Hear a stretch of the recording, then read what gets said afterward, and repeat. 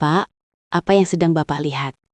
Pukul dini hari, dari celah pintu yang sedikit terbuka, terdengar suara gemetar menantuku. Rina, aku tidak sengaja. Tidak boleh masuk, Pak. Sekarang Aku tahu, aku sudah lihat semuanya. Betapa sulitnya hidupmu sendirian.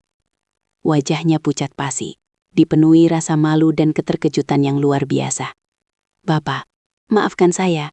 Sungguh maafkan saya. Kamu tidak perlu minta maaf. Wajar saja bagi seorang wanita muda yang hidup sendirian. Tapi ini sangat memalukan. Ia menarik selimut untuk menutupi tubuhnya. Air matanya mulai jatuh. Rina, sudah berapa lama suamimu tidak pulang? Sudah 3 bulan, Pak. Aku bahkan tidak ingat lagi wajahnya. Selama 3 bulan, kamu sendirian seperti ini. Iya, setiap malam sendirian. Dadaku terasa hancur. Menantuku selama 3 bulan. Setiap malam harus memuaskan dirinya sendiri dalam kesepian. Rina, kalau kamu tidak keberatan. Iya, Pak, aku bisa membantumu. Matanya membelalak. Tak percaya. Maksud Bapak jangan menyiksa dirimu sendirian lagi. Ada aku di sini. Tapi saya ini menantu Bapak. Aku tahu. Tapi lebih dari itu, kamu adalah seorang wanita yang kesepian, dan aku adalah seorang pria yang kesepian. Malam itu, di tengah suara hujan yang mengetuk jendela, seluruh prinsip yang telah kuangun selama 67 tahun hidupku runtuh seketika. Semua ini dimulai pada awal bulan April saat bunga-bunga flamboyan mulai bermekaran. Suatu Kamis sore, menantuku Rina menelepon. Dengan suara ragu, ia bertanya apakah ia boleh menginap di rumahku di desa selama sebulan. Tentu saja aku mengiyakan. Suaminya, putraku satu-satunya Bayu, akan pergi dinas ke Shanghai selama sebulan penuh. Rina bilang, udara desa akan lebih baik untuknya daripada sendirian di apartemen mereka di Jakarta. Sejujurnya, aku juga merasa rumah joglo yang besar ini terlalu sunyi. Sudah 6 tahun aku hidup sendiri. Sejak istriku meninggal, tak pernah lagi terdengar suara tawa di rumah ini. Bagi seorang duda berusia 67 tahun, rumah ini hanyalah tempat untuk tidur. Rina tiba pada hari Sabtu sore. Perjalanan dari Jakarta ke desaku di pelosok Yogyakarta memakan waktu hampir 3 jam. Sehari sebelumnya, aku sudah pergi ke pasar membeli daun singkong muda kesukaannya dan beberapa jenis sambal dari warung langganan. Aku membersihkan kamar utama. Kamar yang dulu kutempati bersama istriku, mengganti spraynya dan menjemurnya di bawah terik matahari. Aku bahkan menyiapkan sebuah vas berisi bunga kenanga segar di sudut kamar. Saat aku membuka pintu gerbang, wajah Rina terlihat jauh lebih kurus daripada saat terakhir kali kami bertemu di Jakarta. Pipinya yang tirus membuat rahangnya terlihat lebih tajam. Ia hanya mengenakan kaos lengan panjang hitam dan celana jeans yang tampak kebesaran di tubuhnya yang mungil. Wajahnya yang pucat dan tanpa semangat itu membuat hatiku terasa nyeri. Ia hanya membawa 1 koper kecil, terlalu sedikit untuk seseorang yang akan tinggal selama sebulan. Aku mengambil kopernya dan mengantarnya ke kamar utama. Saat mencium aroma spray yang baru dicuci, ia tersenyum tipis. Tapi senyum itu tak sampai ke matanya. Makan malam pertama kami berlalu dalam keheningan. Aku menyajikan sayur daun singkong dan memanaskan kembali sisa sayur lodeh dari kulkas. Rina hanya mengambil setengah porsi nasi dan nyaris tak menyentuhnya. Saat kutanya apakah ia tidak nafsu makan, ia bilang pencernaannya sedang kurang baik. Katanya ia sudah ke dokter dan hanya diberitahu itu karena stres. Setelah itu ia tak bicara lagi. Aku pun tak berani bertanya lebih jauh, tapi aku bisa merasakan. Menantuku yang pendiam ini sedang memikul sebuah luka yang dalam. Setelah makan malam, Rina masuk ke kamarnya. Aku pergi ke teras belakang, menyalakan sebatang rokok kretek. Udara malam bulan April masih terasa sedikit sejuk. Di langit bintang-bintang bertaburan. Dari kejauhan terdengar suara katak bersahutan. Sambil menghembuskan asap rokok, aku mengutuk putraku dalam hati. Bayu anak itu. Tega sekali dia membuat istrinya jadi seperti ini. Sejak lulus kuliah dan bekerja di perusahaan besar, Bayu menjadi gila kerja. Pernikahannya sudah berjalan 6 tahun. Tapi waktu yang ia habiskan untuk dinas jauh lebih banyak daripada waktu yang ia habiskan di rumah. Aku bahkan pernah dengar dari adik perempuanku, Bayu pernah menyalahkan Rina karena mereka belum punya anak. Bagaimana mau punya anak kalau dia sendiri tidak pernah peduli pada istrinya? Saat aku masuk kembali ke dalam rumah, aku melihat secercah cahaya keluar dari bawah pintu kamar Rina. Ia belum tidur. Aku berhenti sejenak, menajamkan telinga. Hening, tidak ada suara televisi atau musik. Terlalu hening hingga terasa aneh. Aku masuk ke kamarku, sebuah kamar kecil di seberang kamar utama. Tapi aku tak bisa tidur. Sekitar pukul 11, aku keluar untuk minum. Saat melewati kamarnya, cahaya itu masih ada. Dan kali ini, aku mendengar suara samar. Suara isak tangis yang tertahan. Menantuku sedang menangis. Aku ragu. Haruskah aku mengetuk pintunya? Tapi aku mengurungkan niat. Mungkin ia sedang menelpon suaminya. Bukan urusanku sebagai seorang ayah mertua untuk ikut campur. Tapi bahkan setelah kembali berbaring di ranjang, suara isak tangisnya terus terngiang di telingaku. Suara yang begitu pilu. Aku menghela napas. Aku tahu betul bagaimana rasanya menangis sendirian di malam hari. Setelah istriku tiada, aku juga melakukannya selama setahun penuh. Tapi Rina, suaminya masih hidup, tapi ia menangis. Mungkin itu adalah hal yang jauh lebih menyedihkan. Keesokan paginya, Rina sudah sibuk di dapur menyiapkan sarapan. Wajahnya terlihat tenang, seolah semalam tak terjadi apa-apa. Tapi matanya sedikit bengkak. Saat kutanya apakah ia tidur nyenyak, ia bilang ia tidur pulas karena udara desa yang sejuk. Sebuah kebohongan. Setelah sarapan, ia membersihkan halaman. Aku duduk di teras memperhatikannya. Gadis yang mungil sekali. Bahunya yang kecil itu, beban seberat apa yang sedang ia pikul? Tiba-tiba, aku teringat pada almarhumah istriku. Ia juga wanita yang bertubuh kecil, tapi begitu tegar menopang keluarga kami. Malam itu, aku kembali mendengar suara isak tangisnya. Hari berlalu seperti itu. Siang hari ia akan menyibukkan diri dengan pekerjaan rumah, dan malam hari ia akan menangis di dalam kamarnya. Aku terus berpura-pura tidak tahu.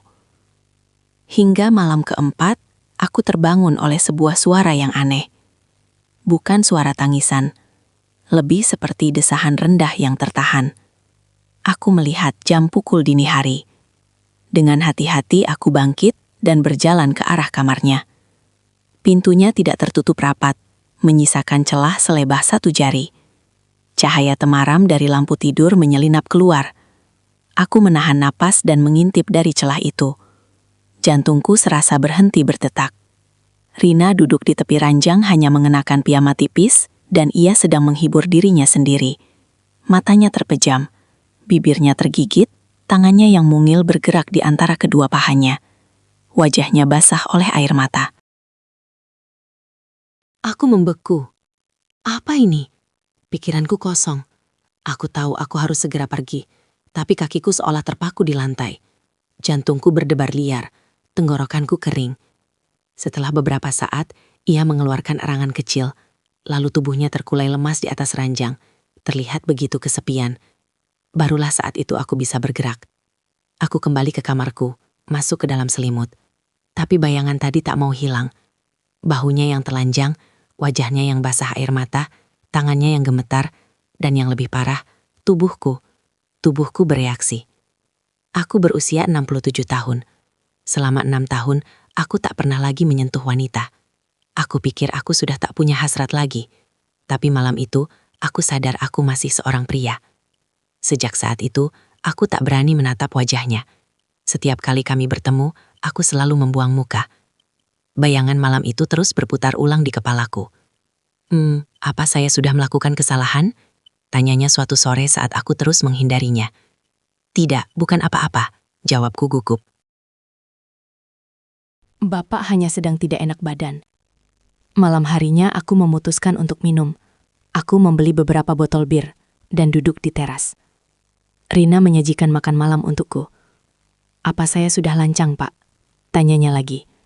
"Tidak, bukan begitu. Aku tak bisa menjelaskan apa-apa. Tak mungkin aku berkata, aku melihatmu sedang memuaskan dirimu sendiri semalam." Setelah makan malam, ia duduk di sampingku di teras. Kami menatap bintang-bintang dalam diam. "Terima kasih, Pak," katanya tiba-tiba. "Sudah mengizinkan saya tinggal di sini, di Jakarta." Rasanya sesak sekali. Aku bertanya apakah Bayu jarang pulang. Ia mengangguk pelan. "Sebulan paling hanya 1 atau 2 kali, Pak. Itu pun pulangnya larut malam dan paginya sudah berangkat lagi. Pasti kesepian sekali," kataku. "Tidak apa-apa, Pak. Mungkin semua orang juga begitu," katanya sambil tersenyum getir. Senyum yang begitu pilu. Betapa kesepiannya dia. Betapa hausnya dia akan sebuah sentuhan, hingga harus menghibur dirinya sendiri sambil menangis setiap malam. Malam itu aku kembali mendengar suara-suara dari kamarnya. Kali ini aku tidak menghindar. Aku hanya berbaring mendengarkan desahan rendahnya. Suara napasnya yang tertahan, gemerisik selimutnya. Semua itu menembus dinding dan masuk ke telingaku. Dan di dalam tubuhku, darahku mulai terasa panas. Keesokan paginya, saat sarapan, ia tiba-tiba bertanya, "Pak, apa semalam saya berisik? Mungkin saya mengigau?" Aku terkesiap. Tidak ada suara apa-apa," jawabku berbohong. Siang harinya adik perempuanku datang berkunjung. "Mas," katanya setelah mengobrol dengan Rina, "menantumu itu kasihan sekali ya. Wajahnya terlihat sangat kesepian." Kata-katanya membuatku semakin yakin. Malam itu aku tak bisa menahannya lagi. Aku kembali berdiri di depan pintu kamarnya. Aku kembali mengintip pemandangan yang sama seperti malam-malam sebelumnya. Bahunya yang telanjang berkilauan di bawah cahaya bulan. Tangannya yang gemetar. Saat itulah aku sadar. Ini bukan sekadar rasa iba. Ini adalah hasrat. Hasrat terlarang seorang pria tua pada menantunya. Sejak malam itu aku tak bisa tidur. Aku terus berpikir apa yang terjadi padaku ini salah. Tapi bayangan Rina terus menghantuiku. Pagi harinya Rina kembali meminta maaf. "Maaf, Pak, semalam sepertinya saya berisik lagi. Bapak jadi tidak bisa tidur kan?" Wajahnya terlihat sangat lelah. "Rina," panggilku, "kamu sangat menderita ya?" Ia tak menjawab, ia hanya menunduk. "Suamimu tidak pernah pulang. Kamu pasti sangat kesepian kan?" Ia masih diam, bibirnya bergetar. "Bapak tahu," kataku akhirnya. "Bapak melihatnya. Malam itu saat kamu..." Wajahnya pucat pasi. Ia menutupi wajahnya dengan kedua tangan. "Maafkan saya, Pak. Saya gila." "Tidak, kamu tidak gila. Itu wajar. Wajar bagi seorang wanita muda. Tapi rasanya memalukan sekali." Isaknya. "Apa? Bapak juga pernah merasakannya?" tanyanya tiba-tiba. "Kesepian?" Aku mengangguk. "Tentu saja, sudah 6 tahun Bapak sendirian." Hening, lalu ia bertanya dengan suara lirih. "Lalu, Bapak bagaimana?" Hanya menahannya. "Apa?" "Dengan menahannya semuanya akan baik-baik saja?" Tidak akan baik-baik saja. Hanya akan terbiasa." Senyum getir kembali terukir di bibirnya. "Sepertinya saya juga harus mulai membiasakan diri." Ya, mendengar itu, hatiku hancur. Aku tak sanggup membayangkan wanita muda ini harus menghabiskan sisa hidupnya dalam kesepian. Tanpa sadar, mulutku bergerak. "Rina, aku bisa membantumu." Ia mengangkat kepalanya, menatapku tak percaya. "Membantu? Maksud Bapak?" "Saat kamu kesepian, saat kamu merasa tersiksa sendirian, jika kamu tidak keberatan, aku bisa membantumu." Wajahnya pucat pasi. "Tapi saya ini menantu Bapak." "Aku tahu, dan aku tahu ini adalah pemikiran yang gila." Aku memberanikan diri menggenggam tangannya yang dingin. "Tapi Rina, kita berdua sama-sama kesepian. Saling menghibur, apa itu sebuah dosa yang besar?" Ia tak menjawab, hanya air mata yang mengalir deras di pipinya. 3 hari berlalu dalam keheningan yang mencekam, hingga suatu malam hujan badai datang. Kamar Rina bocor. Aku terpaksa menyuruhnya tidur di kamarku. sementara aku tidur di ruang tengah. Tapi di tengah malam ia datang menemuiku. "Pak, aku takut. Suara petirnya keras sekali." Aku menyuruhnya masuk ke kamarku. Kami berbaring di ranjang yang terpisah, di dua sisi yang berbeda. "Pak," panggilnya dari dalam kegelapan. "Tawaran Bapak 3 hari yang lalu. Apa itu masih berlaku?" Napas saya tercekat. Karena saya sudah memikirkannya. Saya tidak mau lagi hidup dalam kesepian. Petir menyambar menerangi wajahnya yang basah oleh air mata. "Tolong Pak, jangan biarkan saya sendirian lagi." Saat itu juga, semua pertahananku runtuh. Aku menariknya ke dalam pelukanku. "Maafkan aku, Rina. Seharusnya aku tidak pernah mengatakan hal itu." "Tidak, Pak, aku yang memintanya." Malam itu, di tengah deru hujan badai, kami akhirnya menyatu. Itu bukan sekadar hasrat. Itu adalah pertemuan dua jiwa yang sama-sama kesepian, yang saling mencari penghiburan. Sebulan itu berlalu seperti mimpi. Setiap malam kami habiskan bersama. Hingga suatu hari, Bayu menelepon memberitahu bahwa ia akan pulang lebih cepat. Malam terakhir kami, Rina menangis dalam pelukan. "Jangan lupakan aku ya, Pak." "Tidak akan pernah." Keesokan harinya ia kembali ke Jakarta. Aku kembali sendirian di rumah joglo yang sunyi ini. Beberapa hari kemudian, sebuah surat datang darinya untuk Ayah. "Terima kasih Ayah. Sebulan di sana adalah musim semi terhangat dalam hidupku. Selama ini aku tidak pernah merasa dicintai. Tapi bersama Ayah, aku merasa menjadi seorang wanita. Menjadi seseorang yang berharga. Aku tidak tahu apakah yang kita lakukan ini salah. Tapi aku tidak menyesal. Tolong Ayah juga jangan menyesal. Kita hanya saling menghibur. Itu bukanlah dosa. Itu adalah sebuah anugerah. Aku mencintaimu, Ayah." Sungguh, aku menangis. Saat membaca suratnya, aku melipatnya dengan hati-hati dan menyimpannya di saku. Di halaman rumah, bunga-bunga flamboyan telah mekar sempurna. "Terima kasih, Rina," bisikku dalam hati. "Kamu juga berbahagialah. Rumah ini kembali sunyi."